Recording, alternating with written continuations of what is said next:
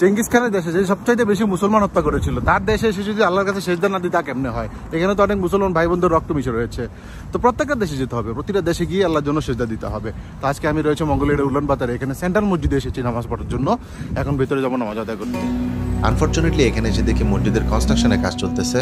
So আমি গুগলে check করলাম আশেপাশে কোনো মসজিদ আছে কিনা। দেখালো তুরস্ক এম্বাসি 15 মিনিট দূরত্ব এখান থেকে, ওইখানে একটি মসজিদ রয়েছে, সেখানে গিয়ে নামাজ আদায় করতে পারবো ইনশাআল্লাহ।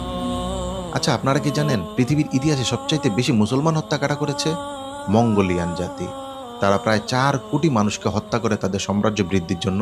এর ভিতরে 90 ভাগই ছিল মুসলমান। ইরাকের বাগদাদে 1258 খ্রিস্টাব্দে চেঙ্গিস খানের নাতি হালাকু খান আক্রমণ করে। 7 থেকে 10 দিনের মাথায় প্রায় 12 লক্ষ মানুষকে তারা হত্যা করে, যার ভিতরে সবচেয়ে বেশি ছিল নারী এবং শিশু। তাহলে সেখানে ইসলাম কিভাবে পৌঁছালো? বারকে খান, তিনি ছিলেন আরেকজন চেঙ্গিস খানের নাতি। সিল্ক রোডের সুফি শেখ সাইফুদ্দিন বুখারীর মাধ্যমে তিনি ইসলামের দাওয়াত পান এবং 1250 খ্রিস্টাব্দে তিনি ইসলাম ধর্ম গ্রহণ করেন। হালাকু খানের বিরুদ্ধে যুদ্ধ ঘোষণা করেন। তার ইসলাম ধর্ম গ্রহণের ফলে গোল্ডেন হোর্ডে ইসলামের ব্যাপক প্রসার ঘটে। ঐতিহাসিক ইসলামিক স্কলারদের মতে ওই সময় যদি মঙ্গলদের থামানো না হতো, তাহলে তারা পরবর্তীতে আক্রমণ করত মক্কা এবং মদিনায়। আলহামদুলিল্লাহ চলে এসেছি। দেখতেই পাচ্ছেন চেঙ্গিস খান নামের এই বিল্ডিংটা, তার পাশেই রয়েছে তুরস্কের এম্বাসি এবং এর নিচে রয়েছে ছোট্ট একটি মসজিদ। এটি দেখতে পাচ্ছেন, এখানে ইনশাল্লাহ এখন নামাজ আদায় করব।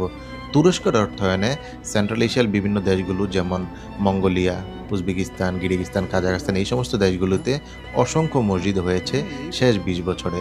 এই জন্য অবশ্য ধন্যবাদ দিতেই হয় এরদোগানকে, তিনি অবশ্যই সালাম পাওয়ার যোগ্য, সম্মান পাওয়ার যোগ্য। They're so nice people. Thank you so much, guys. Thank you. Assalamu alaikum. একটা দেশে এসেছি, নামাজ পড়বো না তা কেমনে হয়? প্রত্যেকটা দেশে যেতে হবে, প্রত্যেকটা দেশে গিয়ে আল্লাহর জন্য সেজদা দিতে হবে, আল্লাহর কাছে খুঁজতে হবে।